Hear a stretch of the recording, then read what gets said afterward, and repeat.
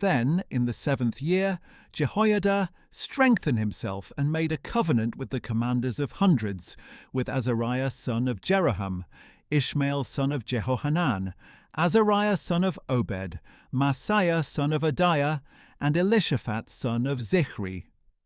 So they went throughout Judah, and gathered the Levites from all the cities of Judah, and the heads of the families of Israel. And when they came to Jerusalem, the whole assembly made a covenant with the king in the house of God. "Behold the king's son," said Jehoiada. "He must reign, just as the Lord promised concerning the descendants of David. This is what you are to do.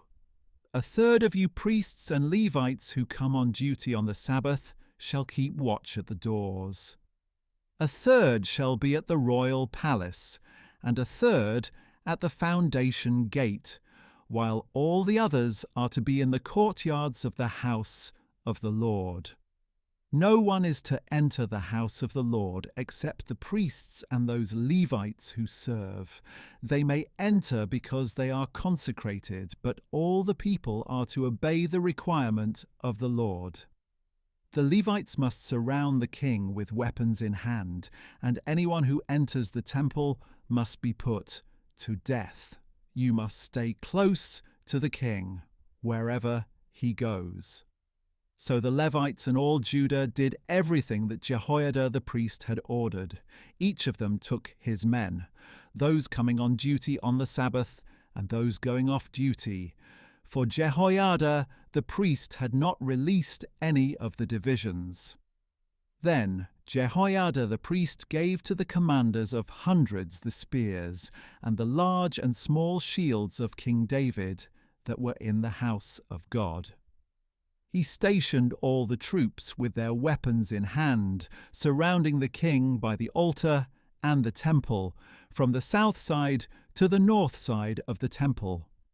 Then Jehoiada and his sons brought out the king's son, put the crown on him, presented him with the testimony, and proclaimed him king. They anointed him and shouted, "Long live the king!" When Athaliah heard the noise of the people running and cheering the king, she went out to them in the house of the Lord. And she looked and saw the king standing by his pillar at the entrance.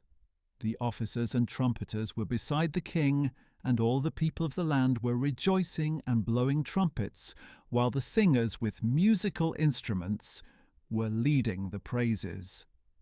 Then Athaliah tore her clothes and screamed, "Treason! Treason!" And Jehoiada the priest sent out the commanders of hundreds in charge of the army, saying, "Bring her out between the ranks and put to the sword anyone who follows her." For the priest had said, "She must not be put to death in the house of the Lord." So they seized Athaliah as she reached the entrance of the horse gate on the palace grounds, and there they put her to death. Then Jehoiada made a covenant between himself and the king and the people that they would be the Lord's people. So all the people went to the temple of Baal and tore it down. They smashed the altars and idols to pieces and killed Mattan the priest of Baal in front of the altars. Moreover, Jehoiada put the oversight of the house of the Lord into the hands of the Levitical priests whom David had appointed over the house of the Lord to offer burnt offerings to the Lord as written in the law of Moses, with rejoicing and song, as ordained by David. He stationed gatekeepers at the gates of the house of the Lord, so that no one who was in any way unclean could enter. And he took with him the commanders of hundreds, the nobles, the rulers of the people, and all the people of the land, and they brought the king down from the house of the Lord, and entered the royal palace through the upper gate. They seated King Joash on the royal throne, and all the people of the land rejoiced. And the city was quiet, because Athaliah had been put to the sword.